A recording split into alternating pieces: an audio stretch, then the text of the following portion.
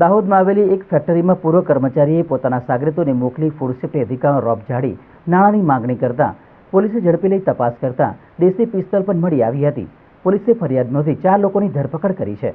દાહોદના ઉસરવાણ ખાતે આવેલ મહાલક્ષ્મી ઓઇલ ડેપો નામની ફેક્ટરીમાં મધ્યપ્રદેશનો પપ્પુ ચૌહાણ નામનો યુવક કામ કરતો હતો, પરંતુ થોડા સમય પહેલા કોઈ કારણસર ફેક્ટરી માલિકે તેને છૂટું કરી દેતા તે વાતની દાઝ રાખી ને બદલો લેવા માટે પપ્પુએ તેના અન્ય સાથી મિત્રોનો સંપર્ક કરી ફેક્ટરી ઉપર 4 લોકો પહોંચ્યા હતા, જ્યાં પોતે ફૂડ સેફ્ટી અધિકારી હોવાનો રોપ ઝાડી નકલી ઘી બનાવો છો તેમ કહી દબાવ ઊભો કર્યો હતો. ત્યારબાદ રૂપિયા 3 લાખની માંગણી પણ કરી હતી.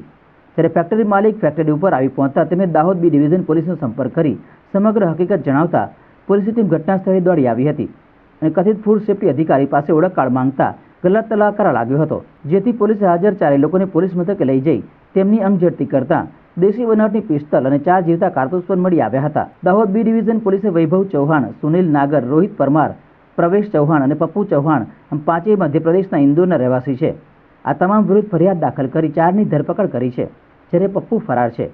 પોલીસે હાલ સમગ્ર મામલે વધુ તપાસ હાથ ધરી છે. બનાવની હકીકત એ પ્રકારની છે કે તારીખ 15ના રોજ સાંજના 16:00 આસપાસ દાહોદ બી ડિવિઝન પોસ્ટે એક ટેલિફોનિક વર્દી મળેલી કે જેમાં એવું જણાવેલ કે પોતાની ફેક્ટરી ઉપર અજાણ્યા માણસો આવ્યા છે અને પોતે ડિપાર્ટમેન્ટના અધિકારીઓ છે એવું કહીને ડુપ્લિકેટ ઘી વેચો છો અને અમે એ ઝડપી લેવા માટે આવ્યા છીએ.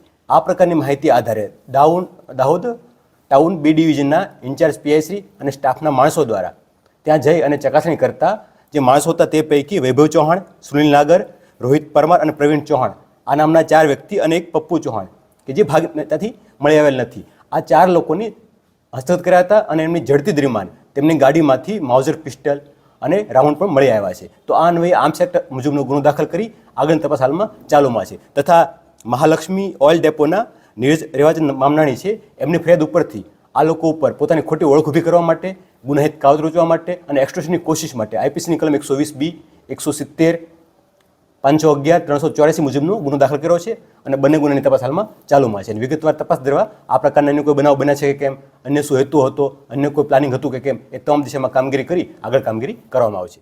મને કીધું કે તમે ડુપ્લિકેટ ઘી બનાવો છો અને અમે ફૂડ સેફ્ટી ઓફિસર છીએ ઇન્દોરથી, તમને કેસ નહીં કરવું હોય તો તમે અમને 3 લાખ રૂપિયા આપો.